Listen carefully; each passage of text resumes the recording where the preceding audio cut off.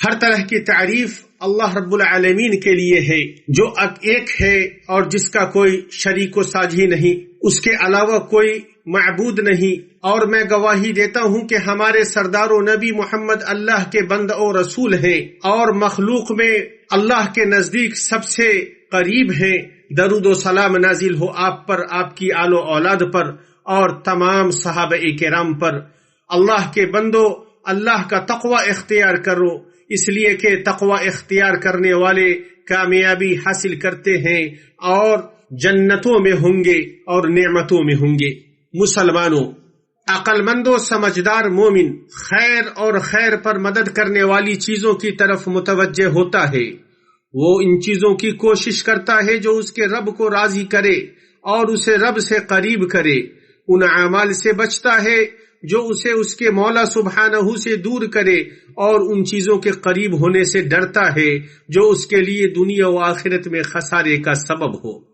سمجھداری میں سے یہ ہے کہ بندہ دلیل کے مطابق عمل کرتا ہے، اسے اس بات کی معرفت ہوتی ہے کہ کب کسی چیز سے قربت اس کے لیے نافع و مفید ہوگی تو وہ اس سے قریب ہوتا ہے، اور کب کسی چیز سے قربت اس کے لیے نقصان دہ اور غیر مفید ہوگی تو وہ اس سے دور رہتا ہے۔ بھائیو، سب سے عظیم قربت اللہ تعالی کی قربت ہے۔ اللہ تعالیٰ نے ان لوگوں کی تعریف کی ہے جو اس کی قربت حاصل کرنے میں باہم مقابلہ کرتے ہیں۔ ایسے لوگوں کی حالت کو بیان کرتے ہوئے اللہ تعالیٰ نے فرمایا، اپنے رب کی تقرب کی جستجو میں رہتے ہیں کہ ان میں سے کون زیادہ نزدیک ہو جائے، وہ خود اس کی رحمت کی امید رکھتے اور اس کے عذاب سے خوفزدہ رہتے ہیں۔ نیز ارشاد ربانی ہے، اور جو آگے والے ہیں وہ تو آگے والے ہی ہیں، وہ بالکل نزدیکی حاصل کیے ہوئے ہیں، یعنی کہ ان کے علاوہ دوسرے اللہ تعالیٰ سے قربت کے معاملے میں ان سے کم ہیں۔ یہ بات معروف ہے کہ اللہ تعالیٰ سے قربت کے مراتب قربت حاصل کرنے والوں کے مرتبے کے حساب سے مختلف ہوتے ہیں۔ تو فرشتوں علیہم السلام کو اللہ تعالیٰ نے بندگی کا شرف بخشا ہے اور انہیں مقرب بنایا ہے، جیسا کہ ان کے وصف کے بارے میں آیا ہے، مقرب فرشتے۔ اسی طرح انبیاء اور رسل تمام مقربین کے سردار ہیں۔ اللہ تعالیٰ نے اپنے نبی عیسیٰ علیہ السلام کا وصف بیان کرتے ہوئے کہا، جو دنیا اور آخرت میں ذی عزت اور وہ میرے مقربین میں سے ہیں۔ جہاں تک ہمارے نبی محمد صلی اللہ علیہ وسلم کی بات ہے تو وہ اللہ تعالیٰ کے مقربین میں سے سب سے زیادہ قریب ہیں اور اس کے نزدیک مرتبے میں سب سے بلند ہے۔ اللہ تعالیٰ کا قرب ہی وہ حقیقی قوت ہے جو بندے کے پاس ہوتی ہے۔ اللہ تعالیٰ نے اپنے نبی موسیٰ علیہ السلام پر احسان کے مقام میں فرمایا، ہم نے اسے طور کی دائیں جانب سے ندا کی اور راز گوئی کرتے ہوئے اسے قریب کر لیا۔ تو یہ وہی قرب ہے جس نے موسیٰ علیہ السلام کو فرعون اور جادوگروں سے مقابلہ کے دوران پہنچنے والی ہر مشکل سے باہر نکلنے میں مدد کیا۔ اللہ کے بندہ کے لیے ضروری ہے کہ ان چیزوں کو سیکھے جو اسے اللہ سے قریب کریں اور اس کے نزدیک اسے محبوب بنائیں۔ کچھ ایسی مشروع عبادتیں ہیں جو بندہ کے لیے اس کے رب سے قربت کا سبب بنتی ہیں۔ توبہ اللہ ان میں سب سے عظیم ترین ہے۔ توبہ اللہ بندے کو اللہ کی خوشنودی سے قریب اور اس کی ناراضگی سے دور کرتی ہے، جیسا کہ اللہ کے نبی صالح علیہ السلام نے اپنی قوم سے کہا، تم اس سے معافی طلب کرو اور اس کی طرف رجوع کرو، بے شک میرا رب قریب اور دعاؤں کا قبول کرنے والا ہے۔ یعنی میرا رب مجھ سے قریب ہے صرف جس کی وہ عبادت کرتے ہیں، اسی کی بارگاہ میں توبہ کرتے ہیں، اور جب اس سے مانگتے ہیں تو وہ ان کی دعاؤں کو قبول کرنے والا ہے۔ احسان اعمال کی بلندی اور سب سے بہتر جگہ ہے جہاں بندہ پناہ لیتا ہے۔ احسان کے ذریعے ہی بندہ رب سے قربت کو عظیم بناتا ہے۔ ارشاد ربانی ہے، بے شک اللہ تعالیٰ کی رحمت نیک کام کرنے والوں کے نزدیک ہے۔ ابن القیم رحمہ اللہ نے کہا ہے، اللہ سے قربت میں بندے کا حصہ احسان کے مرتبے میں اس کے حصے کے بقدر ہوتا ہے۔ اسی کے مطابق نماز کے درجے میں بھی فرق ہوتا ہے، یہاں تک کہ دو لوگوں کی نماز کے درجے میں اس قدر فرق ہوتا ہے جتنا آسمان و زمین کے مابین فرق ہے، جبکہ ان دونوں کا رکوع و سجود اور قیام ایک ہوتا ہے۔ اللہ سے قریب کرنے والی سب سے عظیم چیزوں میں بندے کا اپنے رب کا ذکر کرنا ہے۔ بندہ جس قدر اپنے رب کا ذکر کرتا ہے اسی قدر اسے اس کا قرب حاصل ہوتا ہے۔ حدیث قدسی میں اللہ تعالیٰ فرماتا ہے، میں اپنے بندے کے گمان کے پاس ہوتا ہوں جو وہ میرے متعلق رکھتا ہے، اور میں اس کے ساتھ ہوتا ہوں جب وہ میرا ذکر کرتا ہے۔ جن چیزوں سے اللہ کا قرب حاصل ہوتا ہے ان میں فرائض کا ادا کرنا اور کثرت سے نوافل ادا کرنا ہے۔ حدیث قدسی میں ہے، اللہ تعالیٰ فرماتا ہے، اور بندہ جن جن نعمتوں سے میرا قرب حاصل کرتا ہے ان میں کوئی عبادت مجھے اس سے زیادہ پسند نہیں جو میں نے اس پر فرض کی ہے، اور میرا بندہ فرض ادا کرنے کے بعد نفل عبادتیں کر کے مجھ سے اتنا نزدیک ہو جاتا ہے کہ میں اس سے محبت کرنے لگ جاتا ہوں۔ جن فرائض کے ذریعے بندہ اللہ تعالیٰ کا قرب حاصل کرتا ہے ان میں سب سے عظیم نماز اور اللہ تعالیٰ کے لیے سجدہ کرنا ہے۔ اس لیے اللہ تعالیٰ نے اپنے نبی کو اپنے اس قول کے ذریعے رہنمائی فرمائی، سجدہ کرو اور قریب ہو جا۔ تو اللہ تعالیٰ کا فرمان وسجد میں نماز کے اہتمام کو بتایا گیا ہے، اور اسی پر وقترب عطف ہے، یہ بتانے کے لیے کہ جو نماز میں اللہ کی خوشنودی حاصل ہوتی ہے وہ نمازی کو اللہ تعالیٰ سے قریب کر دیتی ہے۔ اللہ کے رسول صلی اللہ علیہ وسلم نے فرمایا، بندہ اپنے رب سے سب سے زیادہ قریب اس وقت ہوتا ہے جب وہ سجدے کی حالت میں ہوتا ہے، تو زیادہ سے زیادہ دعا کرو۔ تو سجدہ حد درجہ انکساری و تواضع، تکبر کو چھوڑنے اور اللہ تعالی کے لیے کسر نفس کو بیان کرتا ہے۔ تو جب بندہ اللہ کے لیے سجدہ کرتا ہے تو وہ اپنی خواہشات کی مخالفت کرتا اور اپنے مولا سے قریب ہوتا ہے اور اس کی رضا کے پاس ہوتا ہے۔ اس لیے اللہ کے نبی صلی اللہ علیہ وسلم نے اس شخص کو جس نے جنت میں ان کی مرافقت کا سوال کیا تھا اپنے اس قول کے ذریعے رہنمائی فرمائی، تم کثرت سجود کے ذریعے اپنے معاملے میں میری مدد کرو۔ دعا کی شان عظیم ہے۔ اللہ تعالیٰ نے اپنی عبادت کرنے والے اور دعا کرنے والے بندے سے اس طرح قریب ہوتا ہے کہ اس کی دعاؤں کو قبول فرماتا ہے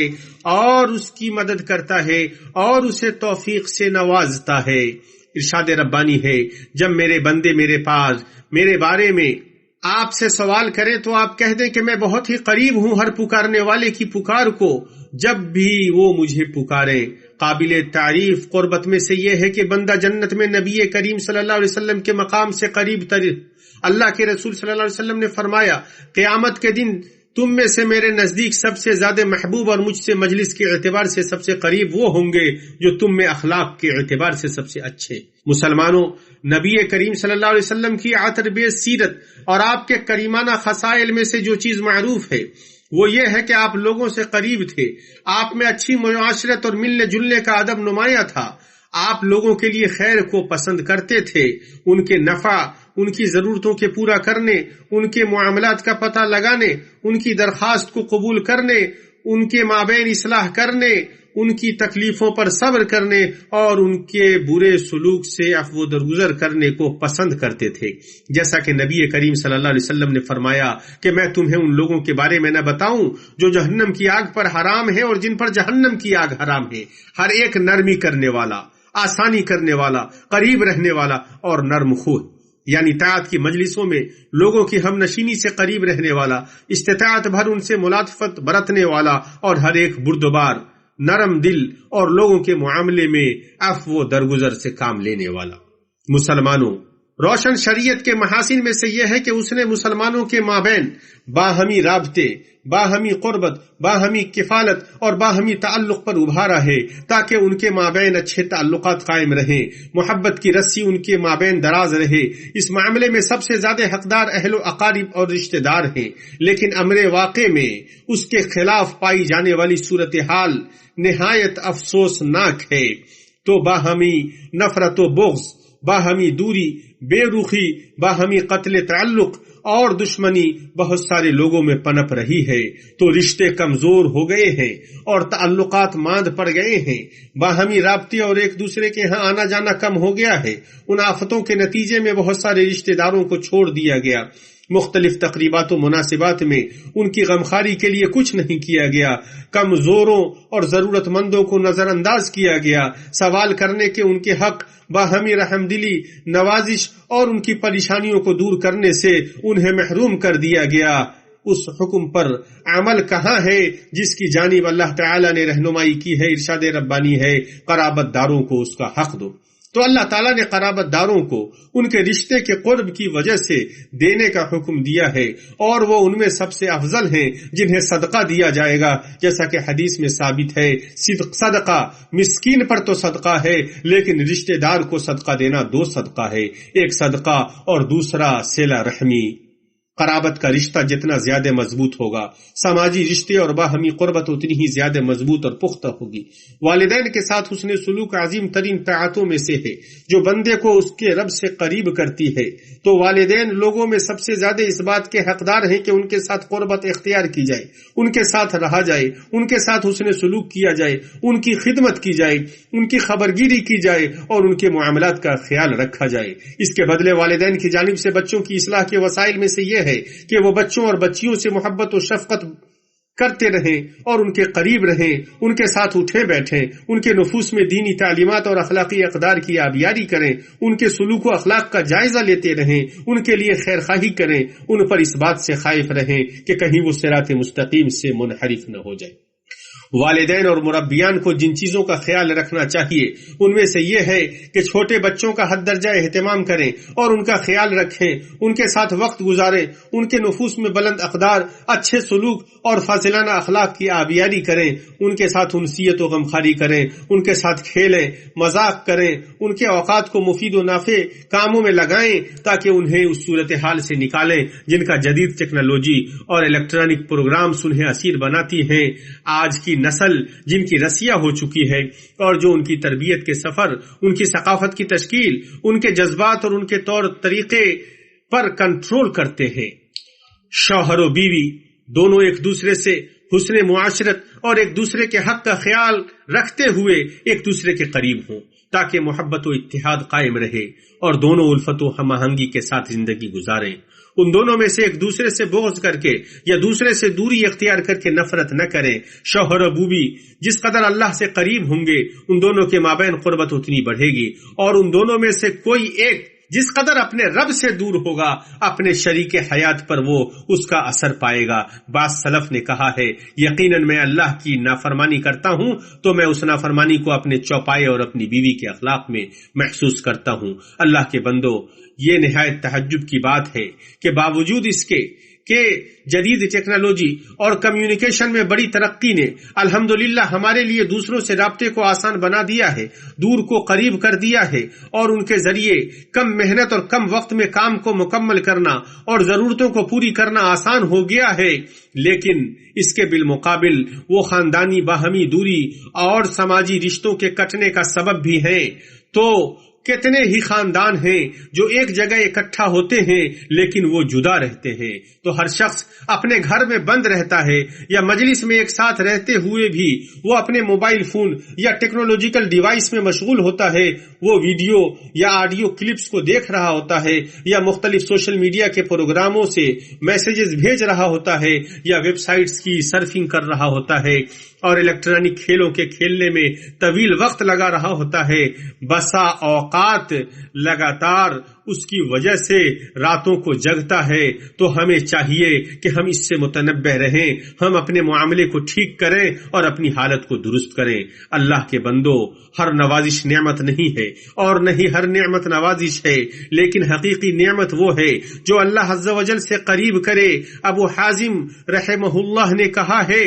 ہر وہ نعمت جو اللہ سے قریب نہ کرے تو وہ مصیبت ہے۔ اللہ آپ سب کو اپنے حفظ و امان میں رکھے۔ اس آیت پر غور کرو جسے ہمارے رب عز و جل نے بیان کیا ہے، اور تمہارے مال اور اولاد ایسے نہیں کہ تمہیں ہمارے پاس مرتبوں سے قریب کر دے۔ ہاں، جو ایمان لائیں اور نیک عمل کریں ان کے لیے ان کے اعمال کا دوہرا اجر ہے اور وہ نڈر و بے خوف ہو کر بالا خانوں میں رہیں گے۔ اور اس کا معنی یہ ہے، جیسا کہ بعض علماء نے ذکر کیا ہے، تمہارے مال اور اولاد ایسے نہیں کہ تمہارے ہمارے پاس مرتبوں سے قریب کر دیں، ہاں مگر جو ایمان لائیں اور نیک عمل کریں تو ان کے اموال و اولاد اس وقت انہیں اللہ سے قریب کریں گے جب وہ اس میں اللہ کی اطاعت کرتے رہیں اور اس میں اللہ کا حق ادا کرتے رہیں۔ ایسا معاملہ اہل ایمان کے ساتھ ہوتا ہے، اہل کفر کے ساتھ نہیں۔ اللہ کے بندو، طاعتیں جنت میں پہنچانے والی ہیں، معاصی جہنم سے قریب کرنے والی ہیں۔ اللہ کے رسول صلی اللہ علیہ وسلم نے فرمایا، جنت تم میں سے ہر شخص کے نزدیک اس کے جوتے کے تسمے سے زیادہ قریب ہے،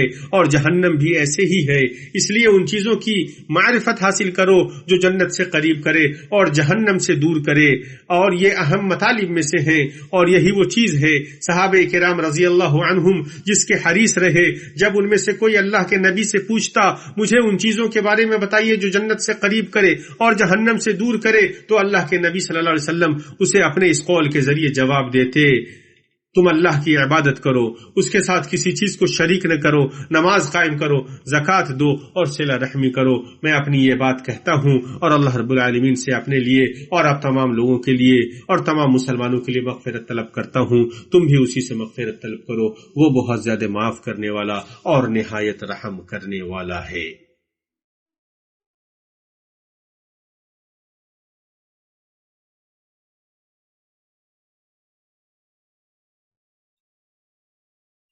ہر طرح کی تعریف اللہ تعالی کے لیے ہے، ہر طرح کی تعریف اللہ تعالی کے لیے ہے۔ جسے اللہ قریب کرنا چاہے اسے کوئی دور کرنے والا نہیں، جسے وہ دور کرنا چاہے اسے کوئی قریب کرنے والا نہیں۔ جو اللہ کی طرف ایک بالشت قریب ہوتا ہے، اللہ تعالیٰ اس کی طرف ایک گز قریب ہوتا ہے، اور میں گواہی دیتا ہوں کہ اللہ کے علاوہ کوئی معبود نہیں، وہ اکیلا ہے، اس کا کوئی شریک و ساجی نہیں، اور میں گواہی دیتا ہوں کہ محمد اللہ کے رسول ہے۔ اللہ تعالیٰ نے ان پر درود بھیجا ہے۔ جب تک رات و دن کا سلسلہ جاری ہے ان پر درود و سلام نازل ہوتا رہے۔ اللہ کے بندو، جس طرح بندہ ان چیزوں کی کوشش کرتا ہے جو اسے اس کے رب سے قریب کریں، اسی طرح اس کے لیے ضروری ہے کہ وہ ان چیزوں سے بھی دور رہے جو اسے معیوب اور برا بنائے، اور ان چیزوں سے دور رہے جو اسے صغائر یا کبائر محرمات میں مبتلا کریں۔ اس لیے کہ اللہ تعالی نے آدم و حوا علیہم السلام کو اپنے اس قول میں ان سے ڈرایا، لیکن اس درخت کے قریب بھی نہ جانا ورنہ ظالم ہو جاؤ گے۔ لیکن شیطان نے ان دونوں کو گمراہ کیا، انہوں نے اس درخت سے کھا لیا تو ان کی جو حالت ہوئی سو ہوئی۔ بہت سارے دلائل بعض کبائر کے قریب ہونے سے بھی روکنے کے لیے آئے ہیں، اس لیے کہ ان کی قربت بسا اوقات ان میں مبتلا کر دیتی ہے۔ ارشاد ربانی ہے، ناپاکی کو چھوڑو، اس کا معنی یہ ہے کہ ہر طرح کے اصنام و اوثان اور شرکیہ اعمال کو دائمی طور پر چھوڑ دیے تو ان سے قریب نہ ہو اور ان تمام چیزوں سے دور رہے جو ان میں مبتلا کرے۔ ارشاد ربانی ہے، پس تمہیں بتوں کی گندگی سے بچتے رہنا چاہیے اور جھوٹی بات سے بھی پرہیز کرنا چاہیے، یعنی بتوں کی عبادت اور شیطان کی طاعت سے دور رہو اور جھوٹی بات سے بچو، جس طرح مشرکین نے بتوں کو معبود بنا کر جھوٹ گڑھا کہ وہ ان کے زعم کے مطابق انہیں اللہ کے نزدیک مرتبے میں قریب کرتے ہیں۔ ارشاد ربانی ہے، اور جن لوگوں نے اس کے سوا اولیاء بنا رکھے ہیں اور کہتے ہیں کہ ہم ان کی عبادت صرف اس لیے کرتے ہیں کہ یہ بزرگ اللہ کے نزدیکی کے مرتبے تک ہماری رسائی کرا دیں، لیکن جہاں تک مومن کی بات ہے تو وہ شرک کس جھوٹ سے ڈرتا ہے اور ان تمام چیزوں سے دور رہتا ہے جن میں اللہ کی قربت ہے، نہ ہی طاعت۔ اللہ تعالیٰ نے رحمان کے بندوں کا وصف بیان کرتے ہوئے کہا، اور جو جھوٹی گواہی نہیں دیتا، اور جیسا کہ علماء نے ذکر کیا ہے اس میں شرک، بتوں کی عبادت، فسق، کذب، باطل، بروں کی صحبت، مشرکوں کے تہوار اور بدعتی تقریبات داخل ہوں گی۔ جن چیزوں کے قریب ہونے سے اللہ تعالیٰ نے منع فرمایا ہے ان میں سے وہ بھی ہے جو اللہ تعالیٰ کے اس قول میں آیا ہے، خبردار زنا کے قریب بھی نہ پھٹکنا کیونکہ وہ بڑی ہی بے حیائی اور بہت ہی بری راہ ہے۔ تو زنا سے، اس کے قریب ہونے سے اور اس کے اسباب و محرکات میں پڑنے سے منع فرمایا۔ اللہ تعالیٰ کا ارشاد گرامی ہے، اور بے حیائی کے جتنے طریقے ہیں ان کے پاس بھی مت جاؤ، خواہ علانیہ ہو خواہ پوشیدہ، یعنی عظیم اور فحش گناہوں کے قریب نہ ہو، خواہ جو ان میں سے علانیہ ہو یا پوشیدہ، اور یہ اس کے مقدمات اور اس تک پہنچنے والے وسائل کو شامل ہے۔ مسلمانوں، ہمارے اوپر واجب ہے کہ ہم اپنے رب کی طاعت میں اپنی عمروں کو غنیمت جانیں، تاکہ عمر کے گزرے ہوئے ان اوقات پر مرنے کے وقت ہمیں افسوس نہ ہو جن میں ہم نے اپنے خالق کا قرب حاصل نہیں کیا۔ اور ہمیں یہ جان لینا چاہیے کہ ہمیں اپنے رب سے قربت حاصل کرنے اور اس کے نزدیک مقام و مرتبہ اور عزت پانے میں دنیا و آخرت کی سعادت ہے، اور اس سے دوری اختیار کرنے میں بہت بڑا خسارہ، سخت ترین ندامت اور حد درجہ سنگین بدبختی ہے۔ اسی طرح ہمارے اوپر ضروری ہے کہ ہم اللہ سے دوری، اس کی رحمت سے دوری اور ہلاکت کے اسباب سے بچیں۔ نبی کریم صلی اللہ علیہ وسلم کے بارے میں آیا ہے کہ آپ ممبر پر چڑھے تو کہا آمین آمین آمین، اور آپ نے صحابہ کرام کو اپنے آمین کہنے کا سبب بتایا تو کہا، میرے پاس جبریل علیہ السلام آئے تو کہا اے محمد جس نے اپنے والدین میں سے کسی کو پایا اور وہ مرا اور اس کی مغفرت نہیں ہوئی تو وہ جہنم میں داخل کیا گیا تو اللہ نے اسے دور کر دیا۔ جبریل نے آپ سے کہا کہو آمین، تو میں نے کہا آمین۔ انہوں نے کہا اے محمد جس نے رمضان کا مہینہ پایا اور وہ مر گیا اور اس کی مغفرت نہیں ہوئی اور اسے جہنم میں داخل کیا گیا تو گویا اللہ نے اسے دور کیا، کہو آمین، تو میں نے کہا آمین۔ انہوں نے کہا جس کے پاس تیرا ذکر کیا جائے اور وہ تمہارے اوپر درود نہ بھیجے تو وہ مرے اور جہنم میں داخل کیا جائے تو اللہ نے اسے دور کیا، کہو آمین، تو میں نے کہا آمین۔ اور ایک روایت میں ہے تو اللہ نے اسے دور کیا اور اسے جہنم رسید کیا۔ محمد لوگوں میں سب سے زیادہ محبوب اور اللہ کے پسندیدہ تھے۔ اللہ رب العالمین کا درود و سلام نازل ہو ان پر اور ان کے صحابہ کرام اور خلفائے راشدین اور تابعین اور تبع تابعین پر، اور ان پر جو قیامت کے دن تک ان کے راستے پر چلے اور حق کو اپنائے۔ اے اللہ اسلام اور مسلمانوں کو غلبہ عطا فرما، شرک اور مشرکوں کو ذلیل و خوار فرما۔ اے اللہ حرمین شریفین کے ملک کی حفاظت فرما، چال چلنے والوں کے چال سے اسے محفوظ رکھ، گھات میں لگے رہنے والوں کے گھات میں لگنے سے اسے محفوظ رکھ۔ اے اللہ اس ملک کو امن و امان اور اطمینان والا اور خوشحالی والا ملک بنا دے، اور تمام مسلمانوں کے ممالک کو اے اللہ رب العالمین، اے اللہ مسلمانوں کو زلزلوں سے، برے فتنوں سے جو ان میں ظاہری ہیں یا باطنی ہیں، ان تمام سے محفوظ رکھ، اور مسلمانوں کے تمام ممالک کو اے رب العالمین۔ اے اللہ جو مجاہدین تیرے راستے میں لڑ رہے ہیں یا سرحدوں پر تعینات ہیں، اے اللہ ان کی تائید فرما، ان کی مدد فرما، ان کو غلبہ عطا فرما، ان کو کامیاب فرما اور ان کے نشانے کو کامیاب فرما۔ اے اللہ تو ہمیں ہمارے سربراہ مملکت کو اقوال و اعمال میں ان تمام چیزوں کی توفیق عطا فرما جنہیں تو پسند فرماتا ہے، انہیں نیکی اور تقوی کی توفیق عطا فرما۔ اے اللہ قول و عمل میں ان چیزوں کی توفیق عطا فرما جو انہیں تم سے قریب کرے۔ اے اللہ ہمیں اور ہمارے گناہوں کے بیچ میں ویسی ہی دوری کر دے جتنی مشرق و مغرب کے مابین دوری ہے، اور ہر طرح کی تعریف اللہ رب العالمین کے لیے ہے۔